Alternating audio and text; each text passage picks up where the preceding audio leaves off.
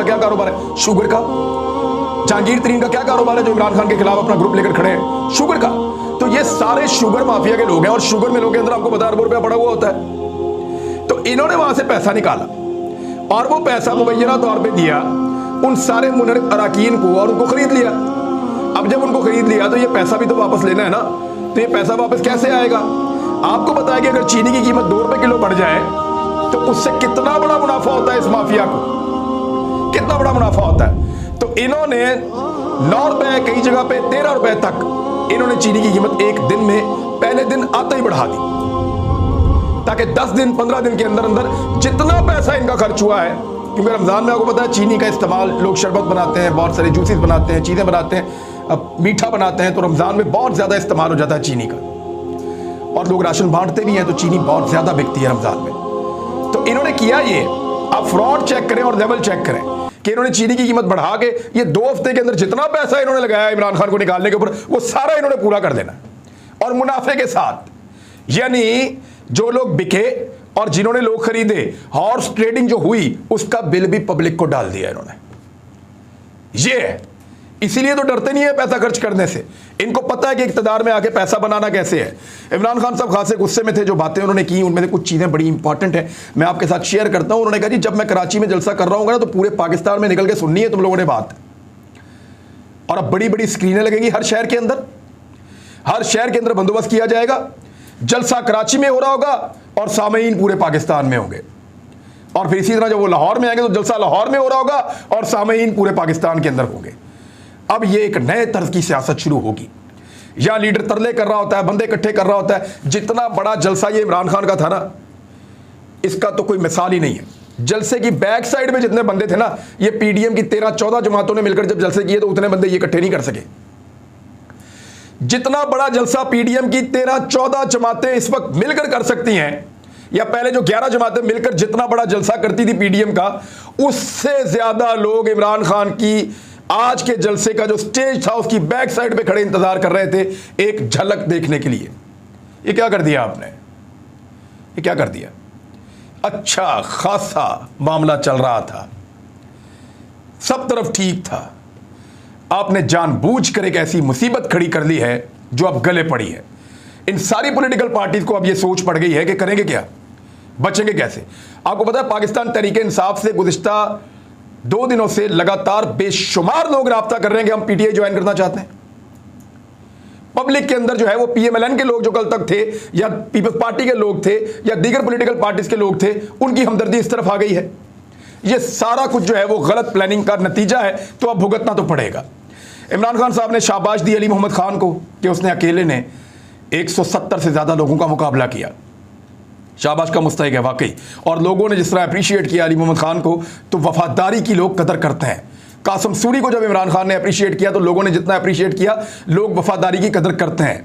ये जितने मुनहरिफ अराकीन हैं या जो लोग बेवफाई जिन्होंने की है, उनके लिए इसमें एक सबक है कि कमजोरी दिखाने वालों को लोग याद नहीं करते।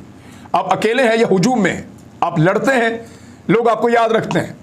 अली मोहम्मद खान और कासिम सूरी आज के 2 हीरोज थे जलसे के अंदर, लोग उनको अप्रिशिएट कर रहे थे। फिर इमरान खान साहब ने कहा कि मरासले के बारे में बात की, तो उन्होंने कहा कि अमरीकियों, हमें तुम्हारी माफ़ी की ज़रूरत नहीं है, तुम कौन हो जो हमें माफ़ करोगे। ये है बात। कल से अब तक शहबाज शरीफ का मुंह नहीं खुला, अमेरिकन ने धमकी लगाई है, अब तो भारत भी डू मोर कह रहा है, डूब के मर जाओ। कल तक जो अमेरिका कहता था डू मोर, वो अब भारत भी डू मोर कह रहा है, और मुंह नहीं खुल रहा पाकिस्तान के वजीर आजम का, चुप करके बैठा हुआ मीसना बन के। बोलता क्यों नहीं है? बोलो भारत के खिलाफ तो बोलो, उन्होंने हमारे नौजवानों को शहीद किया है, बोलो भारत को जवाब दो। हमारे यहाँ पे लोग कितने सारे शहीद हो गए, पाकिस्तान में जगह जगह पे लाशें पड़ी हुई थी इनकी फैलाई हुई दहशतगर्दी की वजह से। आपकी जुबान नहीं खुलती क्योंकि भारत और अमेरिका मिलकर हुक्म दे रहे हैं, तो भिखारी जो है वो वैसे ही बोल नहीं सकते। अब अमरीकियों को इमरान खान साहब ने साफ जवाब दिया, उन्होंने कहा तुम्हें जरूरत पड़ी हुई है और आदत पड़ी हुई है तुम्हें शरीफों और जरदारियों की, मैं ऐसा नहीं हूं। उन्होंने अपने लोगों से कहा, इमरान खान साहब ने, कि साबित करो कि तुम गुलाम नहीं हो। इन्होंने कहा कि तुम गुलाम हो, लेकिन साबित करो कि तुम गुलाम नहीं हो, और यह तुम्हें साबित करना पड़ेगा। और जो बड़ा एक ऐलान इमरान खान ने किया इस जलसे के अंदर, वो ये था कि हकीकी आज़ादी की जंग का मैं आज से ऐलान कर रहा हूं। देखिए, आज तक जितने पाकिस्तान में पॉलिटिकल इवेंट्स होते रहे हैं, उनके अंदर पॉलिटिकल पार्टीज को निशाना बनाती रही हैं। करप्शन पे हो गया, गवर्नेंस पे हो गया। आज़ादी पे पाकिस्तान में कोई इलेक्शन नहीं हुआ 1947 के बाद से लेकर अब तक। ये इलेक्शन आज़ादी पे हो रहा है। पाकिस्तान बनने के बाद से लेकर अब तक कोई एक इलेक्शन भी आज़ादी पर नहीं हुआ।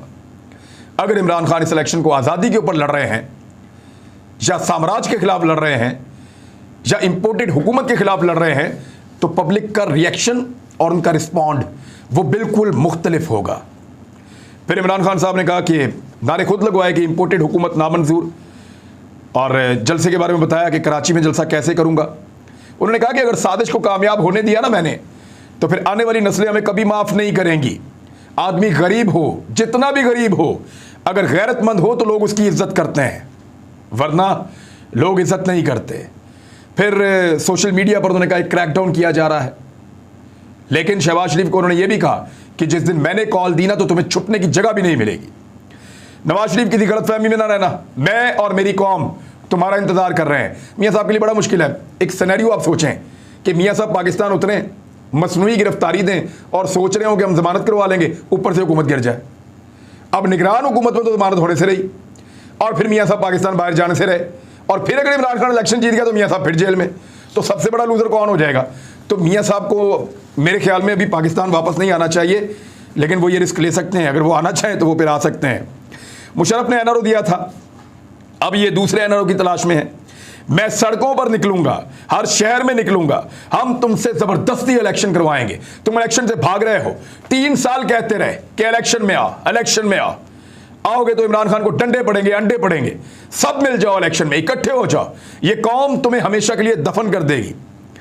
फिर इमरान खान साहब ने कहा कि अमेरिका ने हमारे साथ बड़ी ज्यादतियां की हैं, इनकी जबान नहीं खुलती थी ड्रोन हमलों के खिलाफ।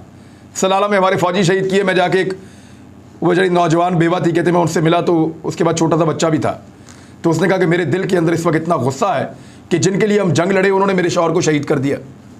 तो इमरान खान साहब ने फौजियों के हक में आवाज़ उठाई, उनके हक में भी बात की, लेकिन अदलिया के हवाले से उन्होंने एक बहुत इंपॉर्टेंट बात की है। उन्होंने कहा कि मैं अदलिया से एक सवाल करता हूँ और ये सवाल पाकिस्तान की अदलिया का पीछा करेगा।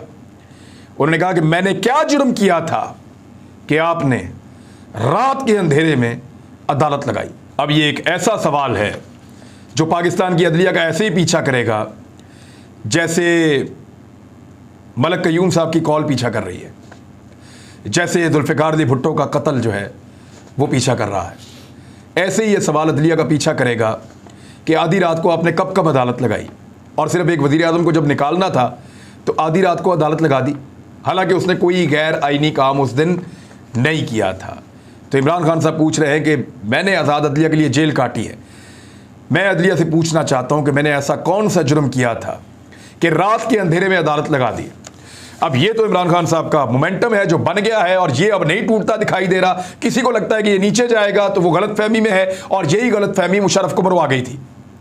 अगर आज कोई दोबारा ये गलतफहमी करता है तो ये मोमेंटम बढ़ेगा, ऊपर जाएगा। ट्विटर के ऊपर, सोशल मीडिया के ऊपर, गलियों में, सड़कों पे, हर जगह होने वाली डिस्कशन में आपको नजर आ रहा है कि इस चीज का मोमेंटम बढ़ रहा है। इलेक्शन के अलावा कोई और रास्ता नहीं है। अब मैं जरा जो सोशल मीडिया यूजर्स हैं उनके लिए एक छोटा सा पैगाम है, जरा इसको समझ ले बात को। आप बेशुमार लोग ट्विटर इस्तेमाल करते हैं, लेकिन आप तमाम लोगों को नहीं पता कि ट्रेंड कैसे बनता है और कैसे चलता है। मैं जरा थोड़ा सा आपको इस वीडियो के अंदर समझा रहा हूं, इसको समझ लें आप। ये जो ट्रेंड होता है इसमें सबसे पहले आप हैशटैग लगाते हैं, यानी एक ये निशान जो आपको स्क्रीन पर नजर आ रहा है, और इसके बाद आपने कुछ लिखना होता है। ये जो भी आपने लिखना होता है ना, इसको बगैर स्पेस के लिखना होता है, अंडरस्कोर के साथ आप उर्दू में नॉर्मली लिखते हैं, और जब आप इसको छोड़ देते हैं तो फिर ये हैशटैग आपका ब्लू हो जाता है। अगर ये ब्लू होगा तो ये ट्रेंड करेगा, अगर ब्लू होगा तो ट्रेंड नहीं करेगा। तो इसका सबसे आसान तरीका ये है कि अगर आप किसी ट्रेंड के अंदर शामिल होना चाहते हैं तो आप वो जो ब्लू वाला एरिया है जो ट्रेंड चल रहा है उसके ऊपर आप क्लिक करें। जब उसके ऊपर आप क्लिक करेंगे तो वो पूरा का पूरा हैशटैग खुल जाएगा। वहां से जब आप ट्वीट करेंगे तो वो ऑटोमेटिकली लिखा हुआ आ जाएगा, उसके ऊपर आप जो लिखना चाहते हैं वो लिखें और उस हैशटैग का आप हिस्सा बन सकते हैं। मिसाल के तौर पे इंपोर्टेड हुकूमत नामंजूर, और स्पेलिंग का ख्याल रखिए, एक चीज इधर से उधर हो जाए तो वो आपका काउंट नहीं होगा। तो आप लोग भी अपना हिस्सा डाल सकते हैं पाकिस्तान की एक बड़ी मुहिम के अंदर जहां पे इंपोर्टेड हुकूमत नामंजूर। अब तक के लिए इतने, अपना ख्याल रखिएगा, अपने इस चैनल का भी ख्याल रखिएगा। अल्लाह हाफ़िज़।